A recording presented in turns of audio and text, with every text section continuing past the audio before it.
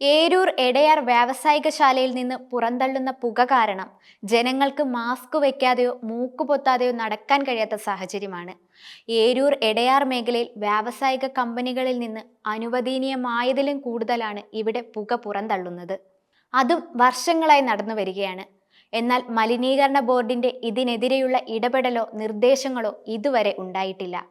ഈ വ്യാവസായിക മേഖലയിൽ മാത്രം 120 പുകക്കുഴലുകളുണ്ട്. ഇതിലൂടെ എല്ലാ ദിവസവും വിഷവായുവും പ്രവഹിക്കുന്നുണ്ട്. അത് ശ്വസിക്കുന്ന സാധാരണ ജനങ്ങളുടെ ജീവനാണ് ഇവിടെ വിലയില്ലാതാകുന്നത്. ഇപ്പോൾ ഏരൂരിൽ ക്യാൻസർ ഇല്ലാത്തവരുടെ എണ്ണം വളരെ കുറവാണ്. വിഷപ്പുക ശ്വസിച്ച് സാധാരണ ജീവിതം നയിക്കാൻ അവർ പ്രയാസപ്പെടുകയാണ്. കുഞ്ഞു കുട്ടികളും മുതിർന്നവരും വരെ ഇതിനിരയാവുകയാണ്. അടുത്തിടെ ഒരു സ്വകാര്യ ഏജൻസിയുടെ പരിശോധനയിൽ സൂക്ഷ്മരാസ ബാഷ്പമാലിന്യമായ PM2.5 അളവ് അപകടകരമായ വിധത്തിൽ വർദ്ധിച്ചതായി പറയുന്നു. PM2.5 അളവ് 300 NN മുകളിലായി എത്തിയതാണ് പഠനം വ്യക്തമാക്കുന്നത്. 500 NN മുകളിൽ എത്തിയാൽ തന്നെ ഗുരുതര പ്രശ്നങ്ങൾ ഉണ്ടാകുന്നയിടത്താണ് ഇത്. ഇതിന്റെ ആഫ്റ്റർ എഫക്റ്റ് അവിടുത്തെ വെള്ളത്തിൽ തന്നെ കാണാൻ കഴിയുന്നതാണ്.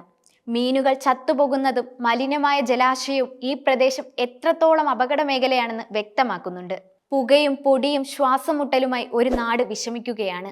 നാട്ടുകാരെല്ലാം ഒരേ സ്വരത്തിൽ ഇതിൽ നിന്ന് രക്ഷപ്പെടാനുള്ള മാർഗങ്ങൾ ബന്ധപ്പെട്ട അധികാരികളോട് ചോദിക്കുകയാണ്.